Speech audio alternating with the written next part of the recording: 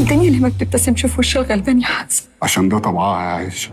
بكاء مي عمر واعترافها لجوزها بأمر خطير. خليكم معانا. تصدرت الفنانة مي عمر ترند محرك البحث جوجل بعد ظهورها في برنامج بيت السعد من تقديم كل من الفنانين عمرو سعد وأحمد سعد، وبسبب بكائها في أحد المشاهد المرتجلة على الشاشة لفتت مي الأنظار. خلال برنامج بيت السعد تعتمد فقرة تمثيل ارتجالي بين الضيف وعمرو سعد، يليها فقرة غنائية تناسب الموقف الدرامي من أحمد سعد. وفي الحلقة دي كان المشهد بيدور حول زوجين بائسين فقيرين يكاد ابنهم يموت بسبب احتياجه لعملية جراحية لا يمتلكان ثمنها. وخلال الحلقة أدهشت مي عمر جمهورها باعتراف غير متوقع أثناء حديثها مع مقدمي البرنامج، وكشفت مي إنها اصطدمت بسيارة زوجها المخرج محمد سامي أثناء محاولة ركن سيارتها قبل يومين بس. وشاركت مي عمر تفاصيل الحادثة موضحة إنها كانت بتحاول ركن سيارتها عندما اصطدمت بسيارة زوجها اللي كانت متوقفة خلفها، ورغم إن الضرر كان طفيف إلا إن مي عمر أكدت إنها تشعر بالخجل.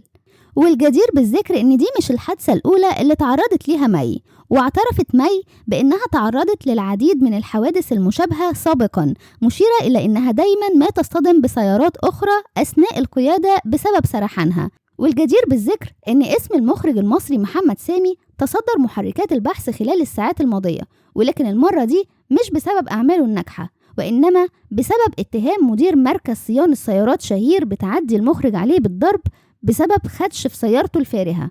وبعد ما قررت النيابة المصرية استدعاء المخرج المصري محمد سامي بتهمة ضرب مدير مركز الصيانة، أظهر رد فعل تجاهله للواقعة.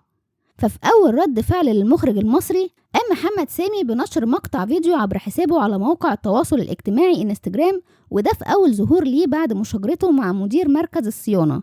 وظهر محمد سامي في الفيديو وهو بيرقص على أنغام أغنية أهز الدنيا من مكاني. من مكاني الدنيا من مكاني الدنيا من مكاني تاني حط الكل في مكان الكل في مكان حط الكل في مكان تاني الدنيا من مكاني الدنيا من مكاني الدنيا من مكاني تاني حط الكل في مكان حط الكل في مكان حط الكل في مكان شباب من نفسنا عاجز.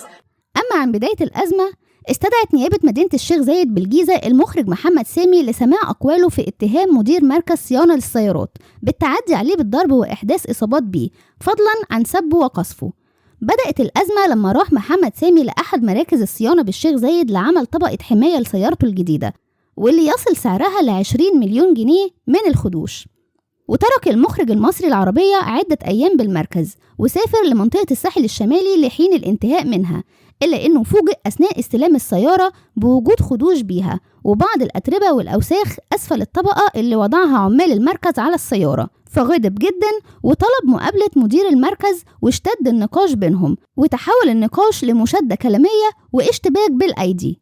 وغادر سامي المركز وتوجه لاسم الشرطة وحرر محضر ضد مدير المركز اتهمه بإتلاف سيارته الفارهة، وتحول المحضر بعدها للنيابة اللي بدورها استدعت مدير المركز للتحقيق.